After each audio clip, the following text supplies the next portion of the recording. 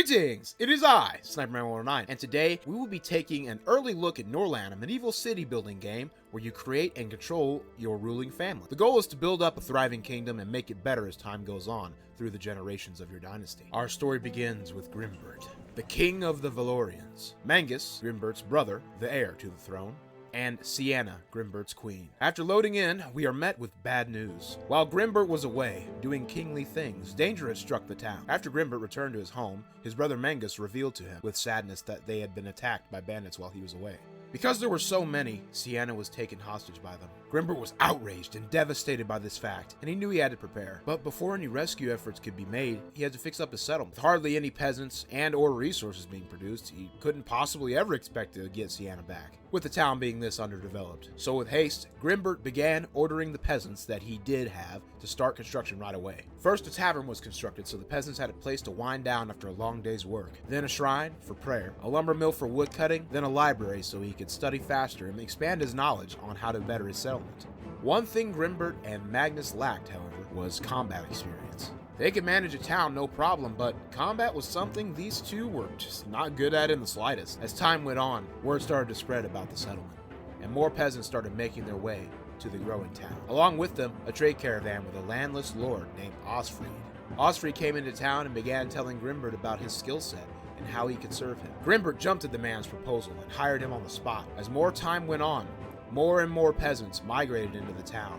Along with them, more housing was built to accommodate them. As I played, the settlement got bigger and better with construction of rye fields for flour and wheat for beer, rutabaga fields for food for the peasants, and really nasty tasting, they were also used to make moonshine. Also, the brewery and mill were required to make these items. Alcohol played a huge role in the peasants' lives, for they worked extremely hard during the day, and at night they would gather and have a great time at the tavern, reducing their fatigue, so the next day they could do it all again. Finally, after what seemed like an eternity for Grimbert, he and others would begin construction on a barracks and training grounds for the men that would be trained up and sent to rescue Sienna. After some time, the barracks was completed. Then, shortly after, the training ground. By Grimbert's order, Osfried began overseeing the training of the peasants. He assured Grimbert that these men may go in peasants, but they will come out warriors. After a couple of days of training, Osfried believed that these men were ready to take on the lowly bandits that had taken his lord's queen. So with that, Grimbert gave the order to march on the bandit scum's camp and make them regret what they had done. Osfried suited up, gathered up all the men he had trained, and made his way out of the town towards the bandit camp. It didn't take long for Osfried and his men to march on the camp, and when they arrived, the bandits were there, waiting for them. The bandits charged at Osfried and his men.